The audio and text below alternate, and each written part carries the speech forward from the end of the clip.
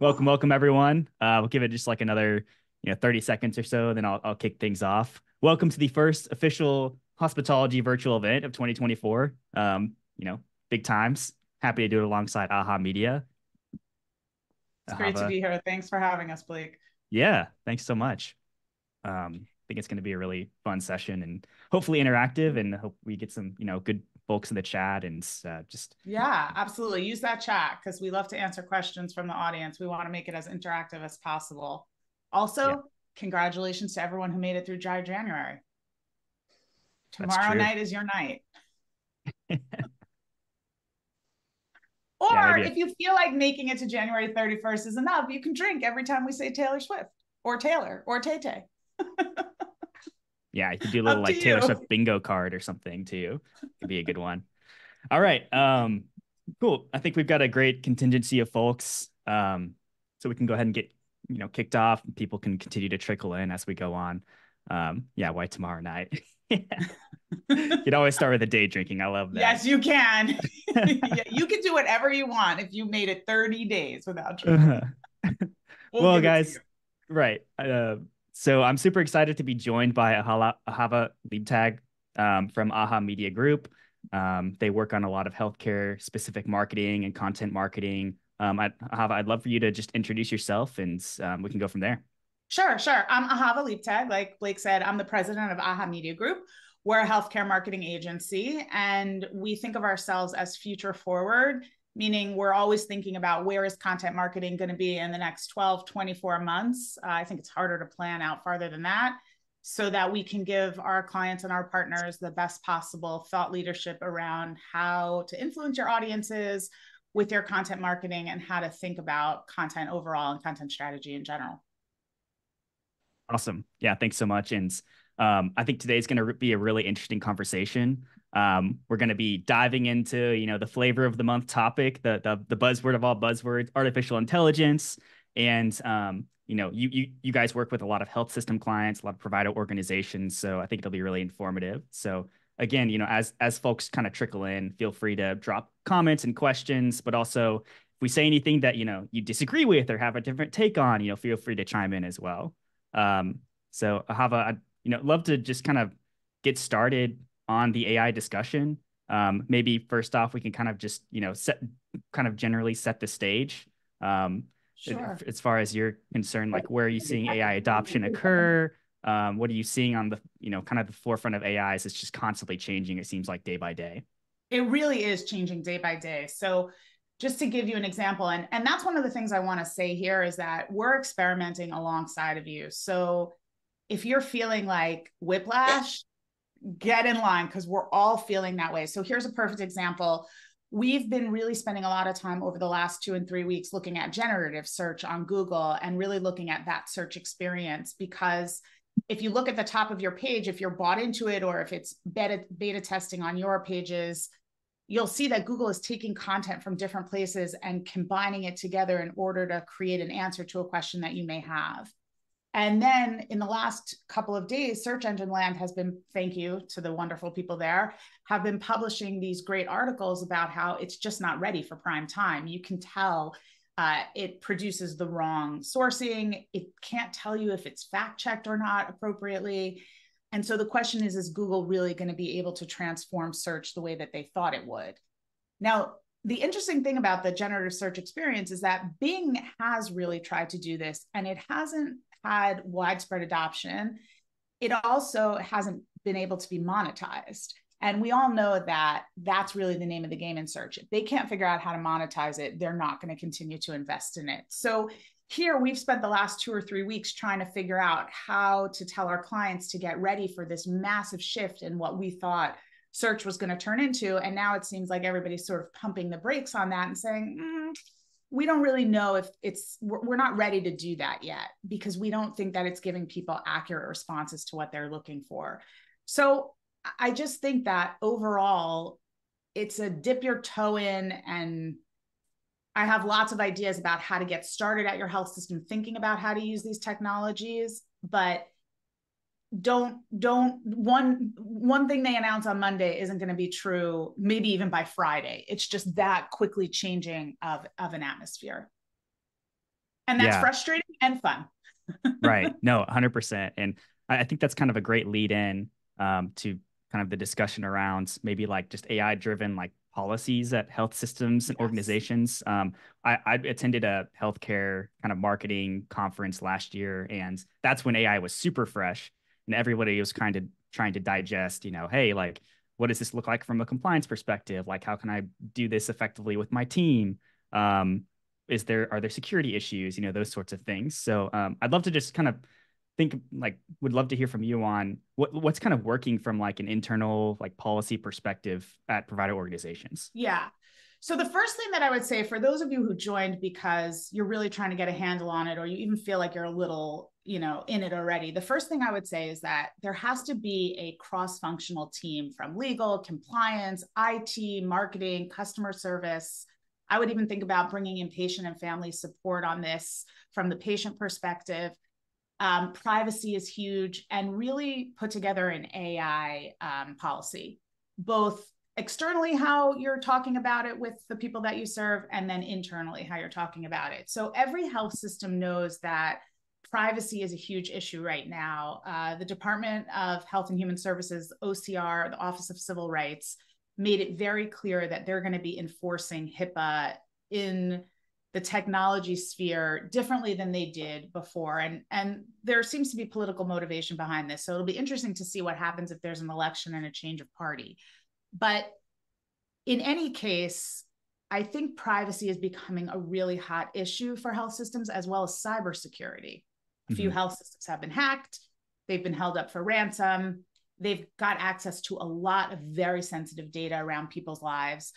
And so all of these things are sort of swirling together: AI, cybersecurity, privacy, and they're sort of changing the way that teams within hospitals have to work together. There really has to be this cross-functional approach to how we're going to implement all of these new technologies.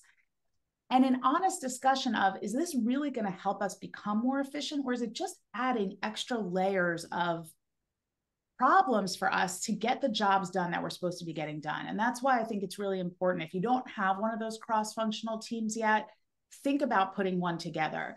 Now, that's the first thing I'd say across the hospital, the set or the health system, or if you have like a very large practice, there's these very large practices with, 50 to 100 doctors in them.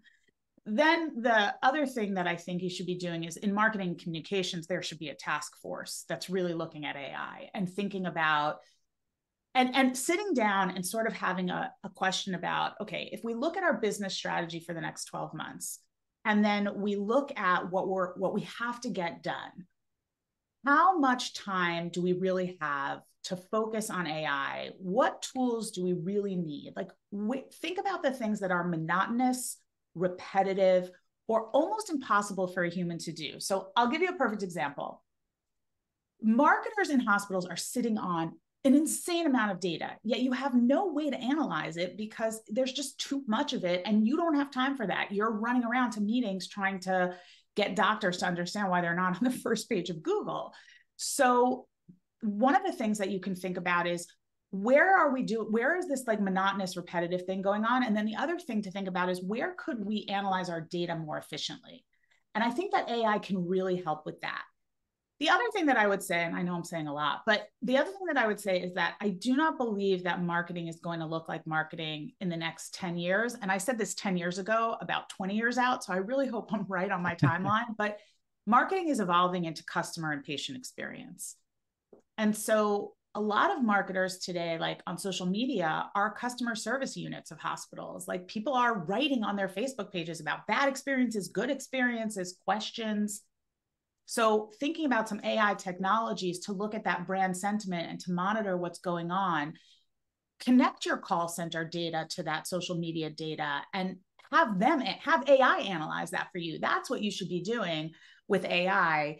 I think trying to boil the ocean with it just doesn't make sense. So really getting a group of colleagues together and figuring out, what could we tackle? How much time do we really have to spend on experimenting with these things?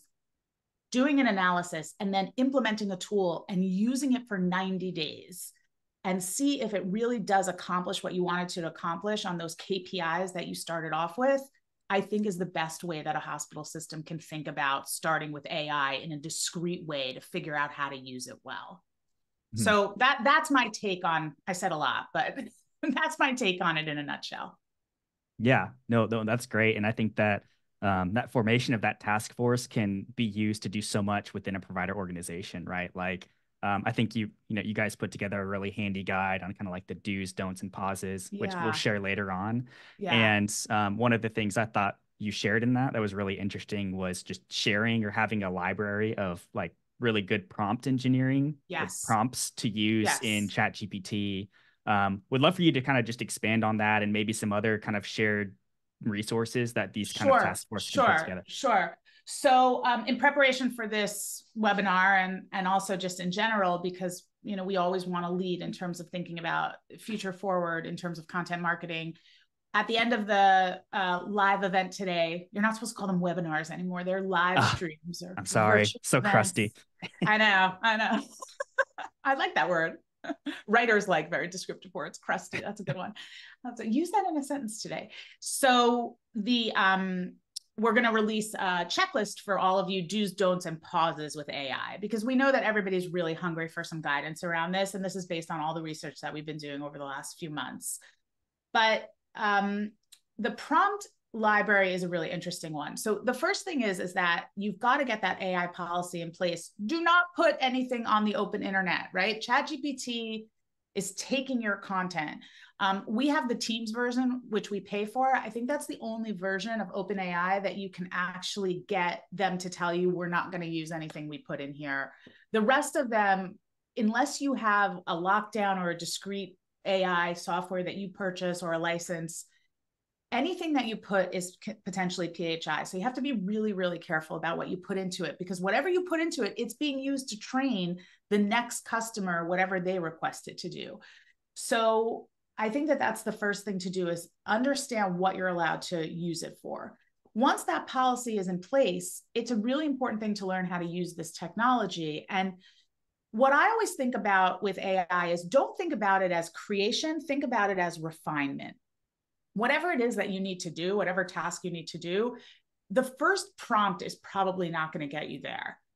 It's be a good idea to think of it like a 4-year-old. When you say to a 4-year-old, like, go put on your coat and your shoes and wait by the front door, you can't say that to a 4-year-old, right? You have to say to a 4-year-old, go find your shoes, where you left them. Okay, there, forget it. It's done.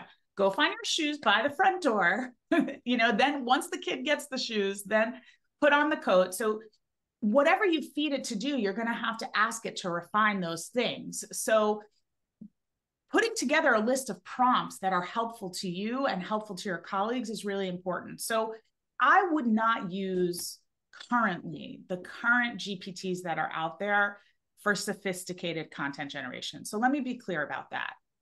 I think people who are trained writers can really use AI for running starts, as a wingman, as somebody to help refine their SEO. That's a sophisticated approach to AI for a writer. For somebody who's not a professional writer or who's not comfortable with writing, I think these tools can be incredibly helpful, because if you don't know how to sit down and get your thoughts out on paper, which a lot of people don't feel comfortable doing, it can really give you that running start and almost give you an A to Z, finished email that you can sort of fiddle with, or a piece of content. But I would never publish that to the outside world. I would really just edit that down, make sure it looks right. You must fact check everything that comes out of this thing. Like we've tested it. I cannot tell you the things it's told me. Like, I once asked it to write a bio for me. I want to meet this woman. Like, who is she and how is she so cool? Because none of the things it wrote about me were true. So it really can hallucinate, and which is terrifying to think about. Yep. So I think it's really, really important to think about how you can use it to refine what you're doing. And so what that means is that if you say to it, write me a flyer in our breast clinic for women to remember to sign up for an annual mammogram email reminder.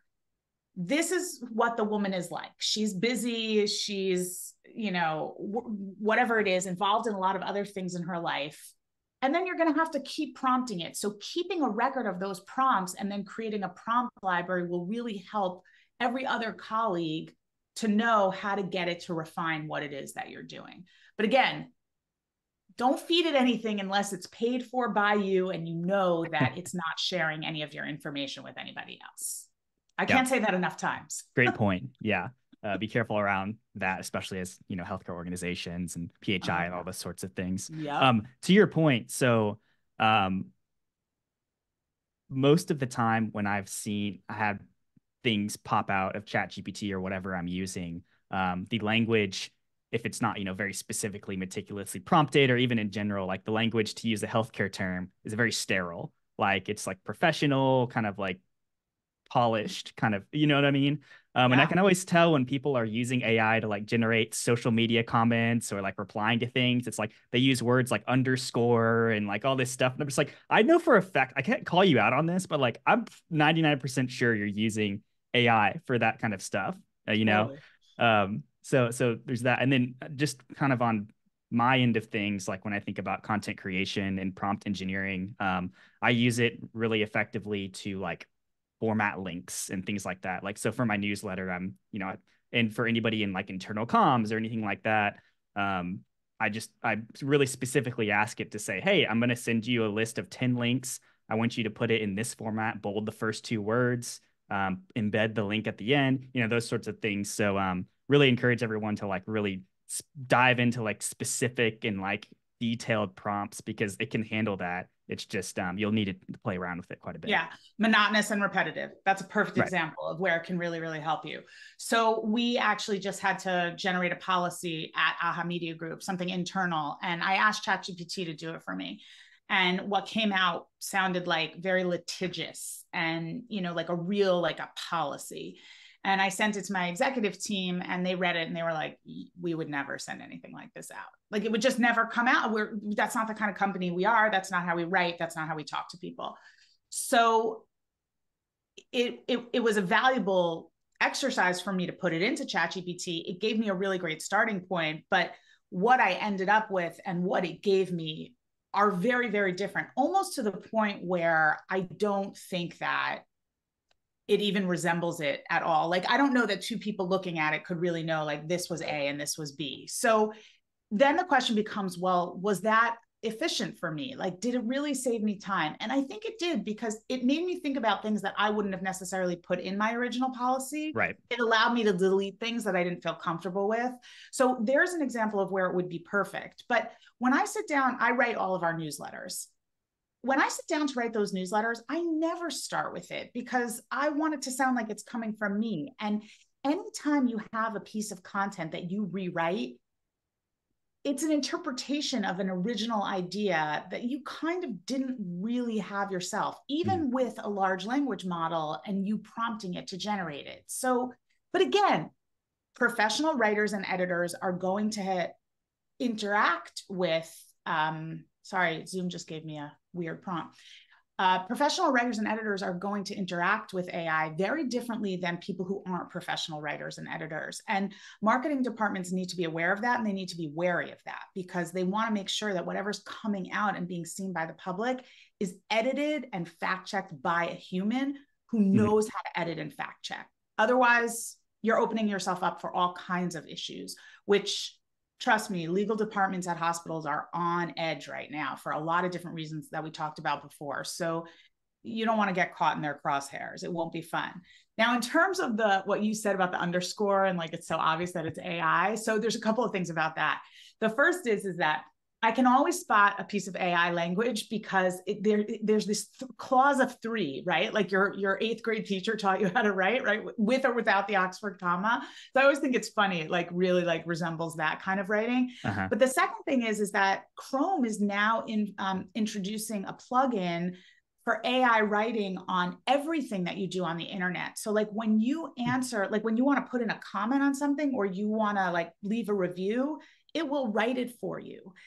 And I think that's going to be a total bummer because I love reading reviews that are written by people. Like they use like funny word dog and like all those kind of things. Like, are we really going to completely lose the flavor of human language because we're now letting robots do everything for us. So it has its pluses and its minuses. And I think that people know when it's not real. There are different studies. Some studies show people can't spot AI writing. Some studies show that they can. It's just going to keep getting more and more sophisticated. I think the election is going to be a real stress test for it. Yeah, If no, something absolutely. happens in the election with a deep fake, a photo, an image, a video, an article, even though, Biden announced that they're going to do things about it, we all like laugh at the government, I think, and trust in public institutions is at an all-time low. But anybody who's had to deal with taking tracking software off of your website knows that if the government means business, it means business, and they're going to come after you. So probably better to be careful, and watch what happens. I think it's an Yeah. exciting technology, but it's dangerous. No, for sure. Yeah, obviously, I'm sure there will be guardrails in the near future around kind of like the coalitions that want to kind of regulate it. So that'll be Yeah. interesting. Sarah had a really good comment to your earlier point on kind of like the AI generated commentary and comments online, basically saying like kind of adding guardrails around AI, saying, hey, this could be a really harmful comment. That's actually a really nice use case. So definitely agree with that. There's one other comment up here that I think kind of is a good lead in for another part of our discussion around some of their colleagues have asked generative AI to like reduce the jargon, like the amount of healthcare jargon and buzzwords, acronyms and all those things that we use, and kind of put it more in layman's terms for consumers. So would love to hear your thoughts on kind of like that and patient engagement strategies using AI, like those types of things. I think could be interesting for the folks on. Sure. So to Sarah's point, though, I just want to say I agree with you. Like, but Facebook and a lot of these social media companies really started doing that when bullying online was a big issue, and they would say like this comment might be harmful, or those are the kinds of things that got taken down. What I'm talking about is losing the vernacular of colloquial Yeah, language in writing. So I agree with Sarah 100% on that. But yeah, me my too. point was more around, it's fun to read the comments on Yelp, and sometimes you just laugh because it's just like people are really funny. They come up with the funniest things to say. So in terms of that, yes. In terms of the next question that you asked, remind me what you said. Sorry. Yeah, so like Oh, take putting out the jargon, yeah, right? yeah. Yeah, And then other kind of ways to engage with the patient, as a health system, to sure. for similar purposes. Yeah. Yeah. So jargon in healthcare is really interesting. So here's how I define it. When I think about healthcare terms like supraventricular tachycardia, which is a kind of arrhythmia, or Fascinating. right, it is actually, or to a cardiologist and a patient with it, Right. or ENTs used to have this whole thing about being called otolaryngologists. Uh, that to me is not jargon in healthcare. Those are terms that we need to use to educate patients so that they have vocabulary around their condition that helps them communicate with the experts that speak like that. So what I consider jargon in healthcare is world-class or comprehensive or multidisciplinary. Like Malcolm Gladwell says, if you do something 10,000 times, you're an expert in it. I am an expert in typing multidisciplinary. So those are terms that I think AI can really be helpful about rewriting.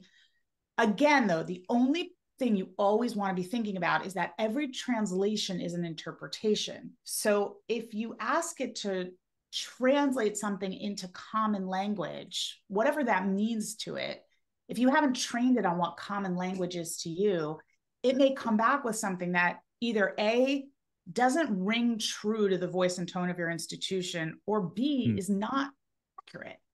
So that's where, hi, Margot.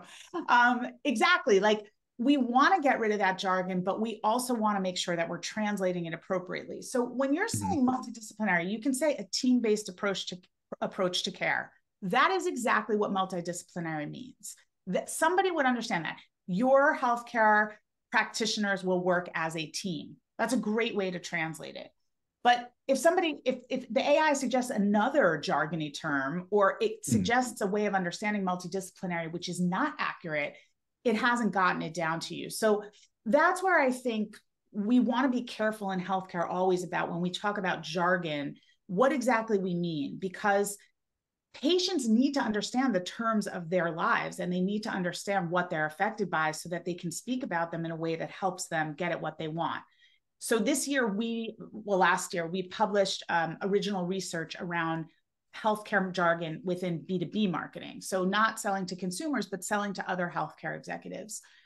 And the reason for this was because we have a lot of B2B clients. And so when I first started my career, I had doctors pushing back on me and saying to me, you can't write like this. It sounds like, dumbed down.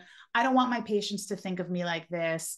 And so I would say to them, I want you to remember who this content is for. It's not for your colleagues. It's not being published in the New England Journal of Medicine. Mm-hmm. This is information designed to educate your customers and your patients about what's wrong with them. How would you talk to the person if they were sitting across your desk from you? And they would say to me, well, if I had to deliver bad news to a patient, I would never sit at my desk. I would come around the desk and sit with them on the couch. Gotcha. So that was how I was able to sort of educate. And I think that this whole community, a lot of people who are here did the exact same thing with their doctors. But in working with the B2B audience, I found that they were having the exact same problem. They couldn't convince their subject matter experts that educated people also wanted simple language. So we did this original research. You can download it. We can put the link into the chat box.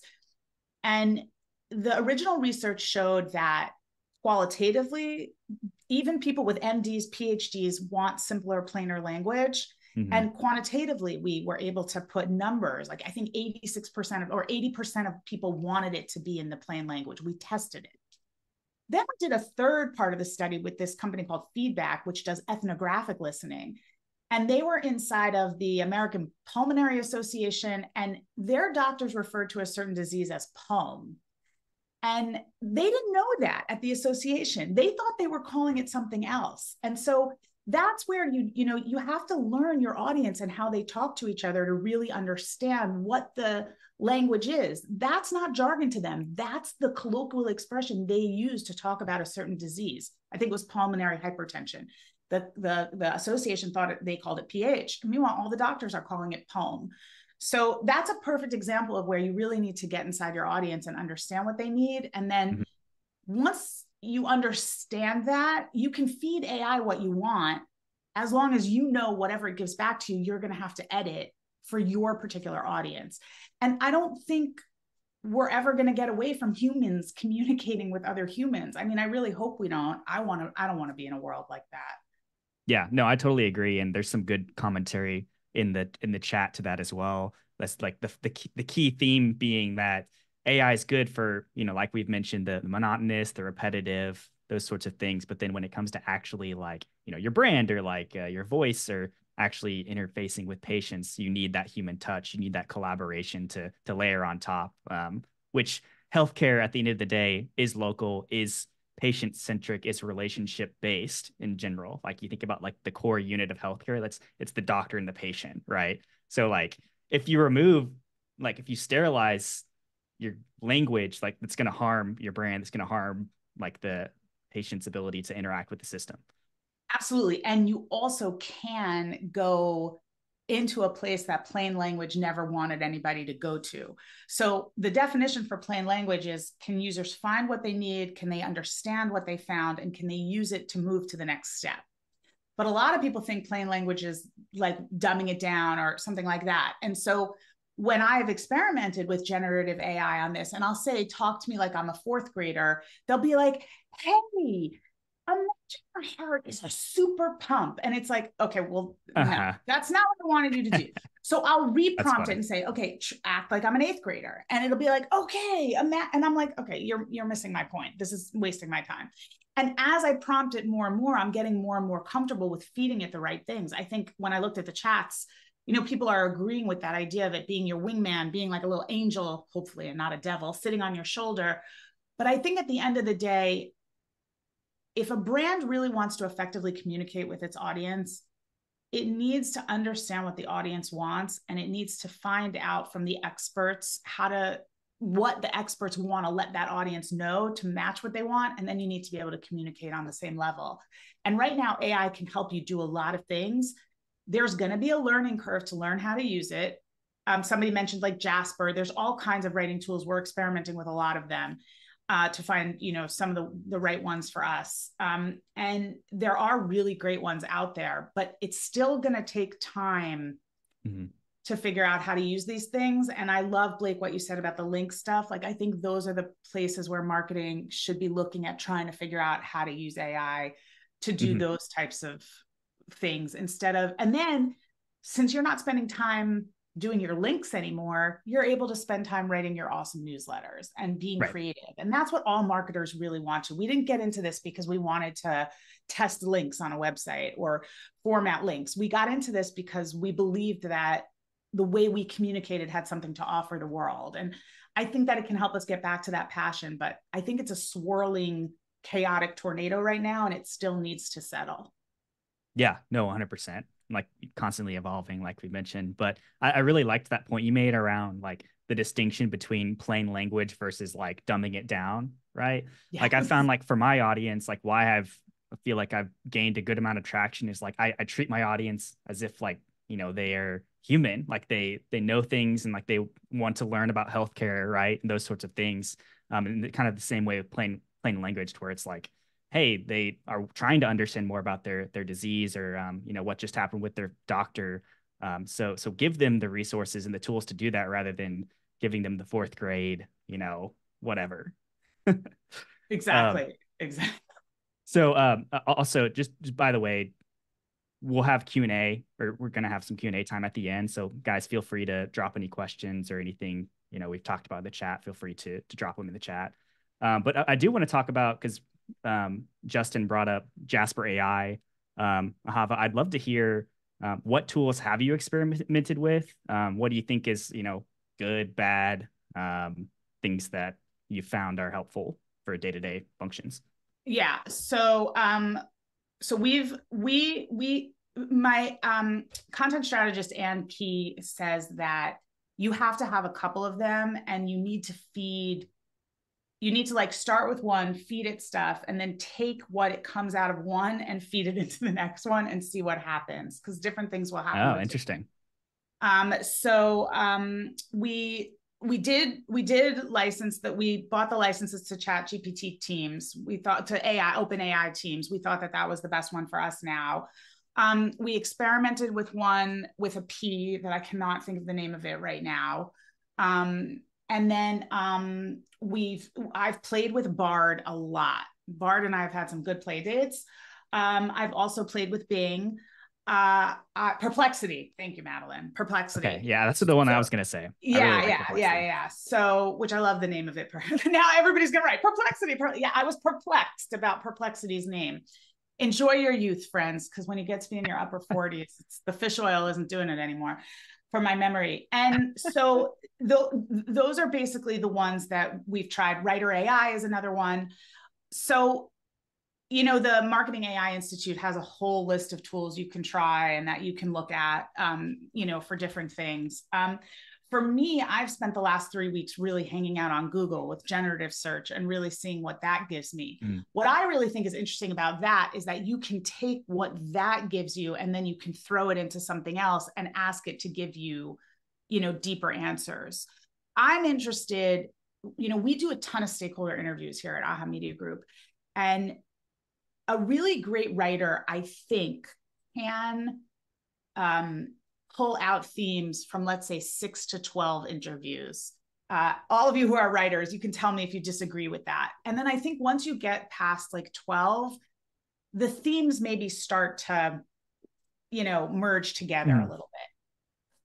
We interview, hundreds of stakeholders at organizations, whether we're doing big website redesigns, writing for their blogs, things like that. So feeding those interviews, those transcripts into AI and asking it, tell us themes that you see over and over again, almost like a word cloud, I think is a really effective use of AI. Think about big data sets. Where do you have big data? So if you're in marketing communications, some of your data is numbers, but some of your data is words. What can you, put into it? What's all the call center people talking about? What's on your chat? Like, I think the chat is a really good example. So I Mhm. love to chat with the chatbots, right? But if they're not good, and most of them are terrible, the language on them is so robotic, I don't feel like I'm talking to a real person, then I jump off and I go call because I want to talk to a real person. Then sometimes they're so colloquial that I feel like, I know you're not a real person. Like, don't talk to me like that. Like, this is freaking me out, you know? So finding that really good balance, I think, is hard for all brands. But I think that that's kind of those experimenting with a lot of tools and then thinking about how can you use the strength of each tool to figure out what it is you need to do. So it goes back to what I said at the beginning with the task force. I think figuring out, like, where's a place we are spending way too much of our time that's getting in the way of us getting to these business goals. What could we do? Now, I saw somebody just ask, can you feed AI info on organizational style guides? You can. Watch what you get, though, because it's interesting. Like, you can enter persona data and you can train a GPT with persona data, with voice and tone. It doesn't always come out, though, the way you think it's going to. So again, great running start. If you want to spend the time training it, it's definitely something that you can do, but you still are going to need help with the writing, with the editing, with the fact checking. And then also, really, as far as I know, it can't interview a stakeholder at this point. And that's where the really great content comes from. It comes from the experts who really can tell you what patients want to know, and they can anticipate for you what's going to create that great content for you. Yeah. And then backing up a little bit to Perplexity, for those of y'all who don't know what it is, it's basically like kind of like a smart search engine, right? Where you can pop in questions and then it'll give you like the sources behind those questions and those sorts of things. But yeah, so uh, I'd also love to kind of talk about like how I use AI or like the tools Yeah. that I use, because one, I do use Perplexity. I really like it.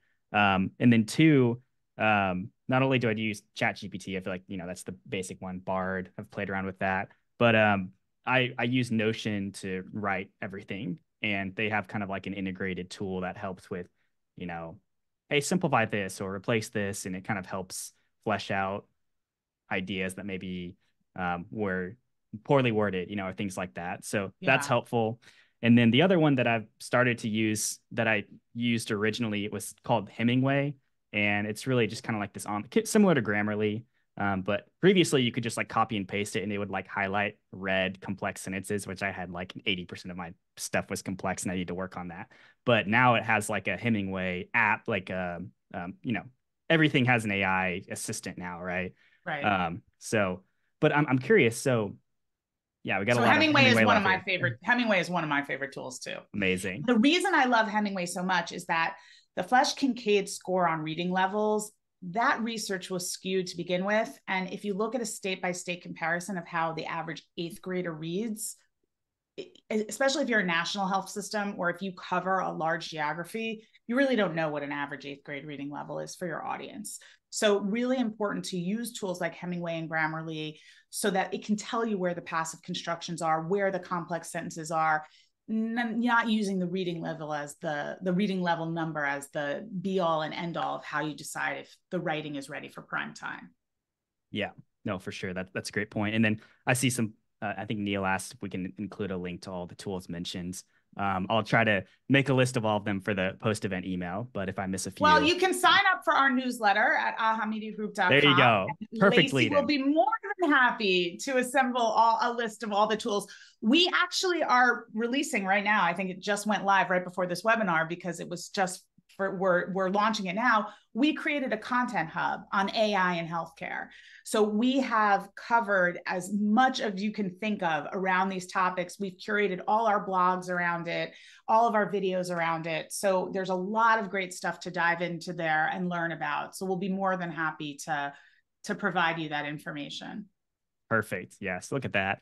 And then I think that on that do's, don'ts, and pauses, and then on the web page, it has links to a lot of those research Yeah. AI tools. Yeah. So that'll Yeah. be a perfect Yeah. place for y'all to start. Yeah. And then if there's any missing, feel free to reach out to us because we're always on the hunt for new stuff. Like we mentioned, it's constantly changing. And I think that that's actually an interesting theme to talk about in 24. I do think, you know, I've heard just kind of rumors and folks I've chatted with are saying like, hey, AI is getting more sophisticated. Um, the LLMs are getting trained on like, you know, maybe more specific healthcare use Yeah. cases, the kind of things. And again, I'm not like a technical expert in any of this. I'm just like trusting that that's true. So it might not be, you know, the data fidelity might be bad or, you know, whatever. But assuming it goes down that route, I will be curious to see like, hey, will it be easier to kind of segment customers or segment patients and kind of have more kind of hyper personalized journeys and those sorts of things? And I'm wondering if you have any thoughts around kind of that as an emerging space. So I do. Here's where so I've been doing this for 18 years inside of hospitals and health systems. My first clients were at MedStar, and then I worked at Hopkins. And what I have found from working at, 15 of the top US News and World and Honor Roll report on, academic medical centers, and what I've worked at working with, 50 health systems across the country is that doctors on some level still run the show, Right. and they still want the marketing to push them and their expertise. And that's not where consumer healthcare is going. Consumer healthcare is going, get me in fast, tell me what's wrong with me when it comes to like strep throat or the flu or COVID or whatever it is. And then when you get into more of the sort of secondary care problems, basic things like eczema or, I don't know, I'm trying to think of something else, allergies or things like that, where you have to go up a specialist level. And then you get to like the bad stuff and the stuff that like no one wants, or, that's chronic or long-term care. That's where the sort of the hospitals leap out and they have that market covered. As great as AI might get us and it might help us as marketers, at the end of the day, until healthcare strategists inside of providers take the expert wheel and say to their customers, you do your thing and let us do our thing, I don't know how AI is really going to do anything else but create an extra layer of work for people. Yeah. So I have a great example of this. One of my first meetings at Johns Hopkins, a sinus surgeon walked into the room and said, "Who's the web writer?" And I was like, starting off my consulting career and probably bought a new blazer for the meeting. And I was like, me. Oh Hard to believe gosh. I was ever sheepish, right? And and he was like, "I'm going to tell you how users use the web." And I was like, okay. I mean, then everything he proceeded to tell me was wrong. And so, Of course. of course, right? Like he wanted like white writing on a black background. I was like, all right, whatever, dude. So if it were me now, Dark and mode. actually I really do have the we would say chutzpah, I really do have the audacity to do something like this. I would say to him, great. And after this, I'm going to go to the OR and operate on your sinuses. Because I'm a marketing expert, dude, you're a doctor. Like, stick to being a doctor. I remember one time I had a CMO who came from consumer packaged goods tell me, I've never worked in an industry where the subject matter expert thought they were also a subject matter expert in marketing. Like, at least they respected my marketing chops when I was in CPG. So I think AI is great. And will it provide these personalized journeys? I hope so. Can we get better at modern marketing? I hope so. But at the end of the day, until we pull the strategy and say it belongs to us, it's ours, let us execute on it, I just think AI is going to be another tool that's going to be an extra layer of work for most marketers. And while it can help you in a lot of different ways from an efficiency perspective, there's no one tool right now that I would recommend, and there's no one way to use it that I would say this is absolutely the way it must be used. The one thing I would say is that it is really helpful with SEO. It really can help you optimize fast. But that's been around for a while. Like if you had a Yoast plugin, that was Yeah. AI. Like we are Right. calling it AI now, but the Google algorithm is a form of AI. That is literally machine-based learning. When you type in Jaguar, it's trying to figure out, do you mean the car or do you mean the animal that runs fast? So, we're calling it AI, but it's been there forever. And we just didn't call it that before. So I think we also have to kind of ask ourselves, are we just making a big deal about the next bright and shiny object and not really thinking through how are we helping patients find their way to the right provider for them? And how are we ensuring the best possible customer experience? And I think it just all comes down to that. Whatever tool you use to do that, that's what we should be focusing on. And I don't think we Right. get a chance to do that Yeah. as And much as we should. that theme of AI as a tool, is present here for sure. Exactly. And Exactly. I'm curious, just kind of as an aside, I've written about kind of like clinical documentation and like AI kind of generated scribes. So I wonder if kind of like physician propensity for AI will like kind of soften a little bit, and maybe they'll have more um, conversations with marketers around AI and kind of like, Well, I don't it's know. really funny to like, so I did a big project for an academic medical center last year. I try to do one content strategy project a year to keep my skills sharp. And so I did this project where I was working on sort of this health system was undergoing this major digital transformation project, and they wanted to figure out how to build a content strategy to convince stakeholders on the inside. So I interviewed, I think, about maybe 18 stakeholders, and it was fascinating to hear how they felt. Some were doctors, some were administrators, some were, executives. I interviewed the president of the health system, who was fantastic. And I had a great time interviewing him. And he goes to me, I need an AI. I need a chat bot that like somebody can put in their symptoms and we know exactly what's wrong with them and we send them to the right department. And I was like, okay, when's the last time you practiced medicine, dude? You're clearly not a doctor. So the next interview I had, I asked a doctor that question. I said, do you think we'll ever get to a place where an AI can do that? And he said, well, here's the problem. The problem is that there are so many branching diagnoses that the human brain can do. He Mm, said, if somebody comes in and I have a sore throat, the first thing I think to myself is they probably have a virus.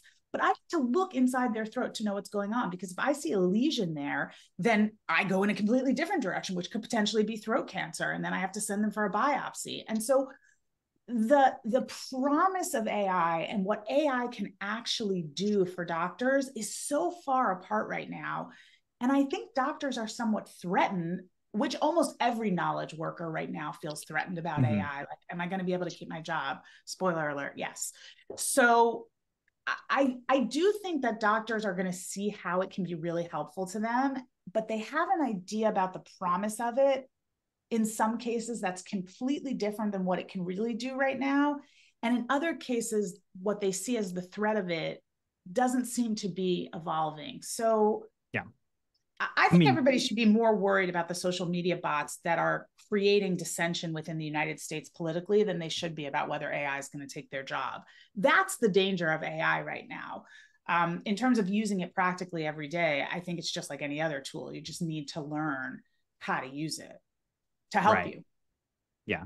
And yeah, to your point about like replacing jobs and that sort of thing. I mean, we're so far from like we barely got telehealth across state lines like 3 years ago. Like we're so far from an AI bot like taking over like clinical practice. Like I don't know. That's just my opinion. I don't know. I could be But wrong. that's You never. again where right. But see, it's so interesting that you say that, Blake, and you're so right, because that's a case where the government is trying to put the brakes, right?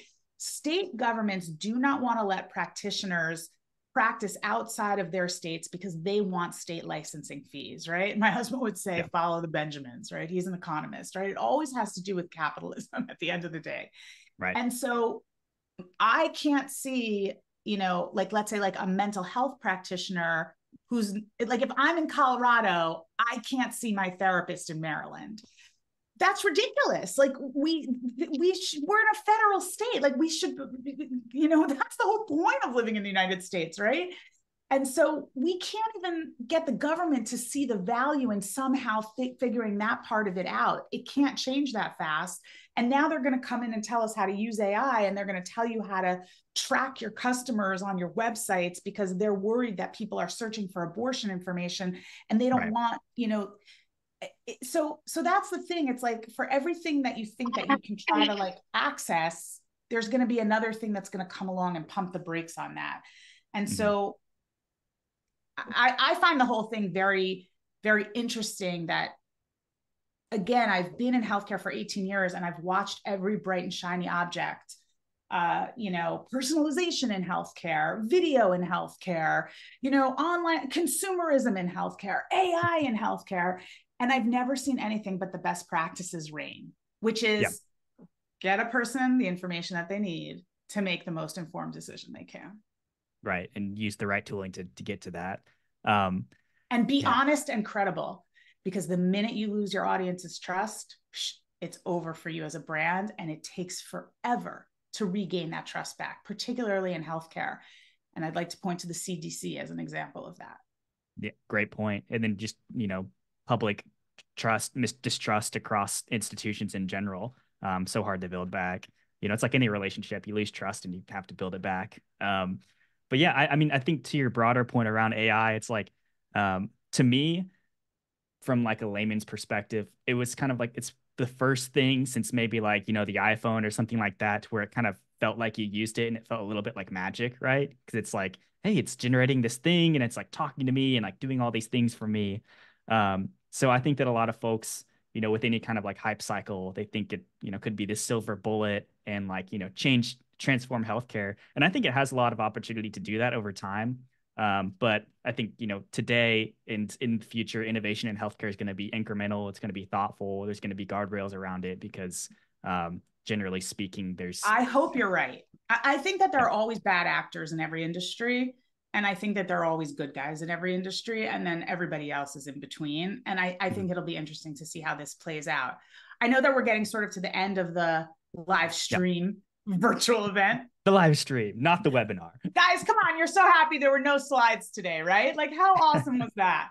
So if we want to throw up that slide of throw up, that doesn't sound so great. If we would like to display the slide about the AI checklist, we have a QR code, and I know we're also going to put a link in the chat for you to download this checklist. Hopefully it'll be really helpful in terms of giving you a place to start. I also really encourage you to share it with your colleagues and to share it with your CMOs and your VPs, because they are the people who are uniquely in charge of deciding how this should go. And, they'll really be able to help you with that. And just a little plug for Aha Media Group, we are consulting with hospital partners and clients around AI governance and how to build some of these policies and these toolboxes. So if you have any questions about that, please reach out to us around that. We're certainly happy to discuss some sort of engagement with you around that as well. Yeah, absolutely, guys. Please feel free to get in touch with their group. Obviously, you heard from themselves, 18 years of experience across, various health systems. So she's seen it all. Um, Ahava, we've got a couple of questions in the chat as Yeah, well. some good We can ones dive here. into. Yeah, so Yeah. Anne's asked about just generative AI bots and asking whether they should allow them to crawl across their product and services pages. Yeah. So it's a really good question. I actually, Anne shared with me an article yesterday that the New York Times and other major media outlets have blocked the bots because they're angry, and they actually sued them. I think there's a case pending because Mhm. OpenAI used all these media sites. Like, Blake, OpenAI is using your content that you write for Hospitalogy to train their LLM right Yeah, now as we speak. It's feeding it into the machine. unbelievable. Unbelievable. They should be paying you, right? Yeah. So a lot of these media outlets have blocked it. Now, the right leaning media outlets have not. So what does that tell you? So I always talk about this. Everybody knows I love hot pink, right? It's everywhere. And I often, before I go to conferences, I look for hot pink items of clothing because it's part of my brand. Like the glasses and the hair aren't enough. And Amazing. so what I've learned is that if the site in question has great schema and they want to work with Google to provide their information, I can find all the sites that have hot pink clothing that have fed that to Google. But if I go to sites that don't do that, I will find hot pink clothing. So it's the same kind of situation here. If you're not letting it crawl your site, then you're blocking it from the information that you provide. If you let it crawl your site, then what happens is your information has a better chance of being served up to a consumer. So the answer to that question is you have to make a decision about what you want. Mm. And that's where I think this generative AI search and this generative search experience that Google was experimenting with, I think that's one of the reasons that they're pumping the brakes on that. They can't figure out how to monetize it yet. And they also know it's not valid because it's only pulling information in the response to the person that it has access to. And if somebody, there's a new healthcare guideline, only get a mammogram every 5 years. The LLM isn't trained on that yet if it's not connected to the internet. So it's going to give bad healthcare advice to a woman or a man, right? 3% of breast cancer occurs in men. So that's an example of where it's a really good question. And it's one of the things you should discuss within your provider organization on whether or not you want to do that. There was another question here that I saw. Have you seen any examples of where AI is at the intersection of patient communication and behavioral science, recognizing that we patients respond differently to recommendations based on barriers and motivators in our lives? So that's a really good question. There are a couple of pieces of software where you can input personas down to like social determinants of health information, and it can spit out not necessarily content, but strategies. I think that those are really interesting tools to look at. Again, have not experimented down to that level of, you know, what it would give you. But I think that at the end of the day, patients have coping strategies to find the information that they need. The easier you make it to navigate your information, the more channels you spend your time sharpening your information on where patients look. That's going to help you. That's really, it's basic. Like we're going back to old school marketing, right? Where do they hang out? Who are you as a brand? What are you trying to say? And how often are you talking to them about it?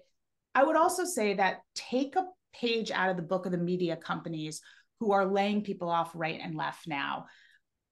Media companies can't make money now because they gave their content away for free for so many years. And now they want to impose subscription models on people. And people don't want to pay for it. They think they'll find it somewhere else. So all of these provider organizations find ways to put your content in such a way that you can get a person's personal information to be able to communicate with them. Think about creating ebooks that are downloadable in exchange for people's email information. There's a lot of different things that you can do that are creative. You produce a lot of content and you do it for free. Figure out a way, not necessarily to monetize it, but to make it so that it gives you the privilege of communicating with that person one-on-one. Mm-hmm. Yeah, you could also start a newsletter. Right, start a newsletter, but a good one, and we can help you with that too. But yeah, I mean, I really do think that hospitals and healthcare organizations in general have to get smarter about how they're talking to their communities and how they're asking their communities to give them their information. Because what we see with Twitter and X and what you see with the fall of Facebook is that, and the adoption of Instagram and now TikTok, is that your audiences are moving around these different channels, but one thing doesn't change, and that's their email address. So that's a really important thing to remember. Yeah, absolutely. That's I think that's a really good note to end on, Ahava. And again, guys, thanks everyone for joining us during this session. And thanks to Aha Media Group for sponsoring this webinar. I think it was really helpful for folks, and I think that we got some good feedback in the chat. So it's great. I'd love to just give the stage to you, and send us home. Yeah, no, thank you, Blake. This was great. And hopefully the Cowboys will reign supreme next year. And my husband's also a Cowboys fan, as is Blake. Definitely subscribe to Blake's newsletter. It is amazing. First of all, you'll get all Cowboys news updates, and you'll also find out if his son is sleeping through the night at 4 months old. So every hospitology newsletter, I look for that information. I want to know how you and your wife are doing with that baby. But thank you everybody for being here. Please, if you have any questions, you can reach out to us. hello@ahamediagroup.com. You can also reach out. It's ahava@ahamediagroup.com. And we are always here to help and answer questions, even if we don't work with you. Our mission is to empower people to make the most important decisions of their lives, and anything we can do to make healthcare communication better, sharper, more accessible to the average person, that's what we're here to do. Awesome. Thanks so much. Thank you so much. Yep. You too. Take care, everybody. Bye.